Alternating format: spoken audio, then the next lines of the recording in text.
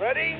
You have the cameras rolling? Gave alternative facts to that, but the point Wait a minute, remains alternative that there's facts? They said he was not in a good mood. I'm always in a good mood. I don't know what that is. President Trump has just been impeached on both Article 1, abuse of power, and on Article 2, obstruction of Congress. I want nothing. I want no quid pro quo. Just this radical left. Will you shut up, man? Listen, who is Vice President Joe Biden has been elected president. Hey, what happened? Come on, don't be ridiculous. Networks don't get to decide elections. Nous sommes le lundi 28 décembre. Bienvenue dans le 5e épisode de La Chute, votre série consacrée au lendemain de l'élection présidentielle américaine. Dans 23 jours, Joe Biden deviendra le 46e président des États-Unis.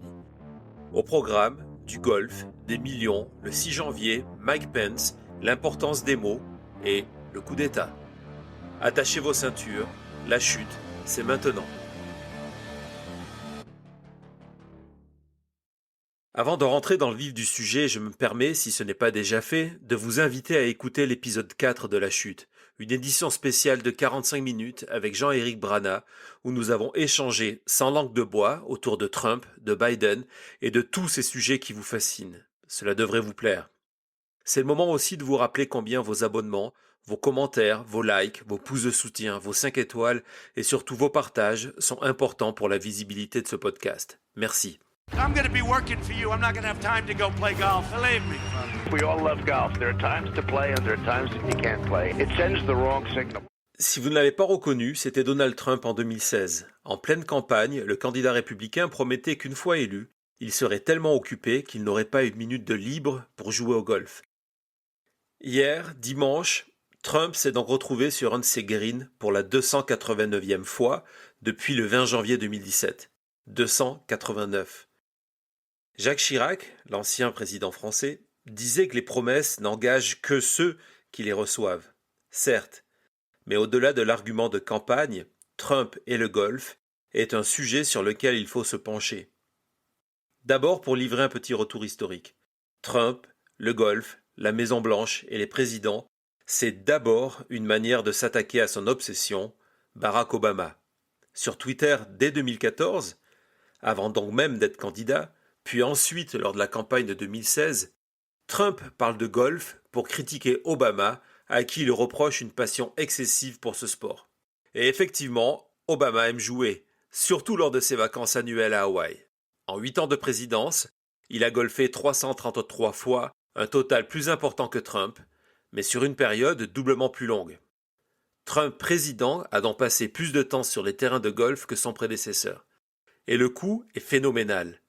Selon les projections du Huffington Post, des projections raisonnables, basées sur des documents officiels, les sorties de golf de Trump ont déjà coûté plus de 151 millions de dollars aux contribuables américains. Ce total comprend les transports en avion présidentiel, en hélicoptère ou en convoi, le Secret Service et tous les coûts de protection. Si ces frais sont en forte hausse, c'est parce que Trump joue uniquement dans ses propriétés. C'est une différence de taille, car Obama, au-delà de ses vacances hawaïennes, choisissait majoritairement des golfs sur des bases militaires à proximité de la Maison-Blanche. J'insiste sur ces chiffres car ils me permettent de remettre en avant un élément de mise en scène de Trump en candidat populiste, celle de reverser son salaire de président. Chaque année, effectivement, Trump renonce à son salaire de 400 000 $. C'est bien, cela fait un argument électoral. Mais de l'autre côté, ses sorties au golf ont coûté l'équivalent de 379 années de salaire présidentiel. Oui, vous avez bien entendu, 379 années. Pourquoi commencer cet épisode de La Chute par le coût exorbitant de la passion de Trump ?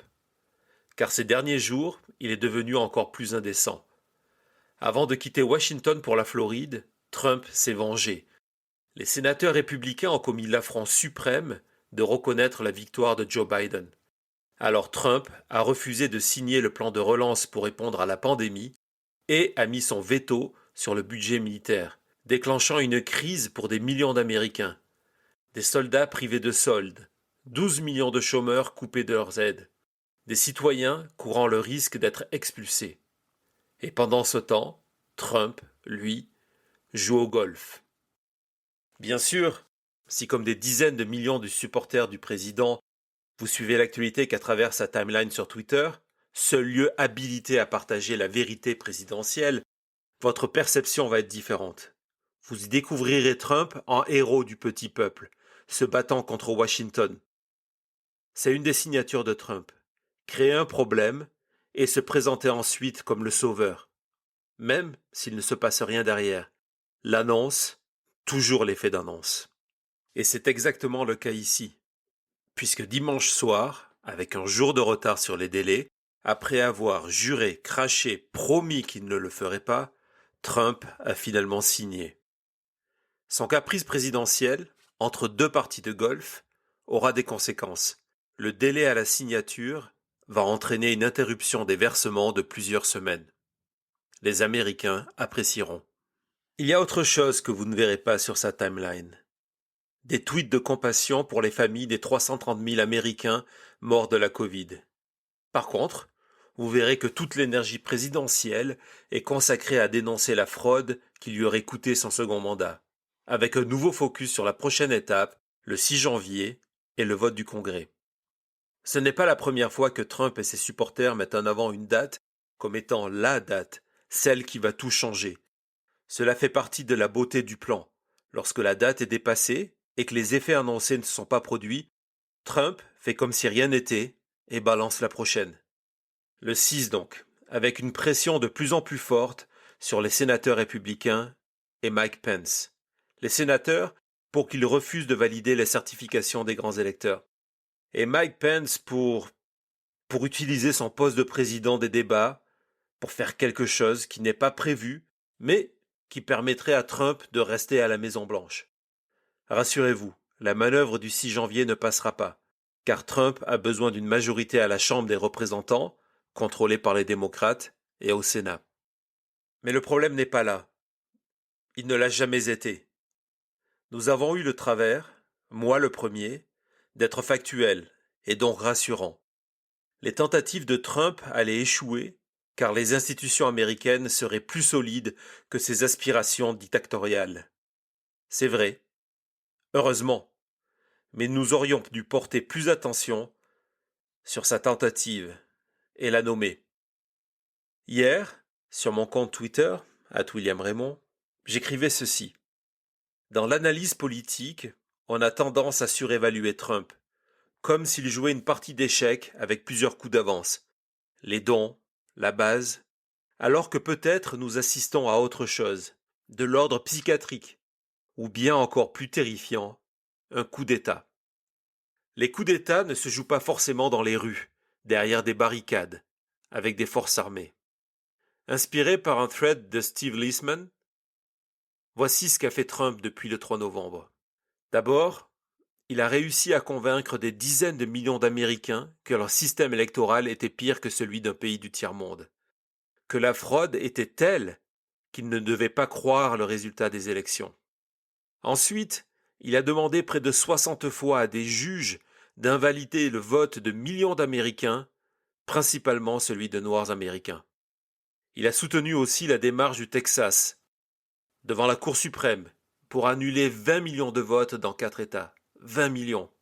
Il a utilisé son pouvoir présidentiel pour mettre la pression sur des élus locaux et des employés en charge des élections pour qu'ils changent le résultat d'un scrutin validé par plusieurs au comptage. Enfin, il a demandé et obtenu que plusieurs élus du Congrès renoncent à reconnaître le processus démocratique par pure allégeance à sa personne. On peut appeler tout ça comme on veut. On peut évoquer le caprice, le refus de perdre. Mais pour moi, mis bout à bout, ce n'est rien d'autre qu'une tentative de coup d'État. Sans canon, ni violence, mais un coup d'État quand même. Le 6, cette tentative de déstabilisation du pays et de maintien au pouvoir va prendre une nouvelle envergure. Au-delà de la pression exercée sur les élus, Trump vient d'appeler à la manifestation dans les rues de Washington. Repensez à tout ce que je viens de vous dire et ajoutez maintenant ce fait. Le président des États-Unis, battu au terme d'un processus démocratique, demande à ses supporters de venir manifester en masse au moment où le Congrès votera la victoire de Joe Biden, au moment où le gouvernement n'est pas en mesure d'aider les Américains. En 2014, Trump, pas encore candidat, revenait sur ce qu'il percevait comme une décadence des États-Unis et la manière de s'en sortir. Il déclarait : « Vous savez quelle est la solution ? Quand l'économie pique du nez, que le pays se crache et que tout est un désastre, alors nous aurons droit à des émeutes qui nous permettront de revenir au temps où nous étions super. When we were great, make America great again. L'histoire n'est qu'un recommencement. Et en attendant la suite, c'est la chute. Et elle continue demain. »